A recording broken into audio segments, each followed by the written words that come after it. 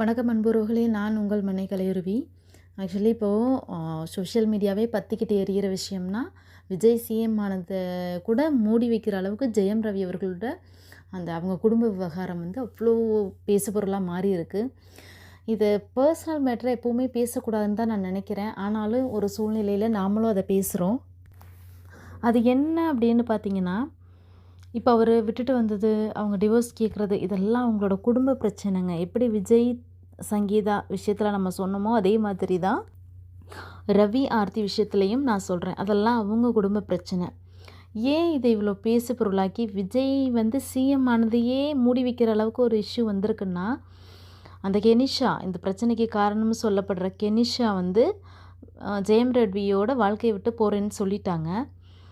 அவர் இப்போ நம்ம தனிமரமாக இருக்கோம், நமக்கு யாரும் ஆதரவு இல்லைங்கிற ஒரு ஃபீலிங்கில் அவர் ஒரு பொதுவெளியில் ஒரு பேட்டி கொடுக்குறாரு. எதுக்காக கொடுக்குறாருன்னா, என் கூட இருந்த காரணத்துக்காக அந்த பொண்ணை எவ்வளோ முடியுமோ அவ்வளோ பேசி என்கிட்டேருந்து பிரிச்சுட்டிங்கல்ல அப்படிங்கிற மாதிரி கொடுத்துருக்காரு. கிட்டத்தட்ட ரொம்ப காலமாகவே இவங்க ரொம்ப சைலண்ட்டாக தான் போனாங்க. அவங்க சைடில் வேணால், மனைவி சைடில் வேணால் புகார்கள் வச்சாங்களே தவிர, இவங்க ஒதுங்கிட்டு ரொம்ப சைலண்ட்டாக தான் போயிட்டுருந்தாரு.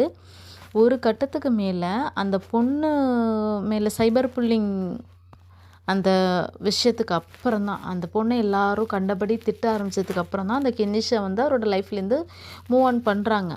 அதை பொறுக்க முடியலை அவரால். இதுக்கு மேலே எவ்வளோ தான் இவங்க பண்ணுவாங்க அப்படிங்கிற ஒரு ஆத்திரத்தில் இன்றைக்கி ஒரு வீடியோ கொடுத்துருக்காரு, இன்டர்வியூ கொடுத்துருக்காரு.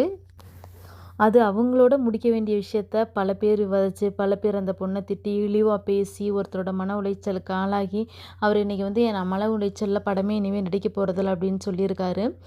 அப்படி 3ஆம் நபர் தலையீடு ஏன் தான் வருதுன்னே தெரில. பிகாஸ் அவங்க செலிப்ரிட்டிங்கிற காரணமாக. அது ரொம்ப தப்பு இல்லையா?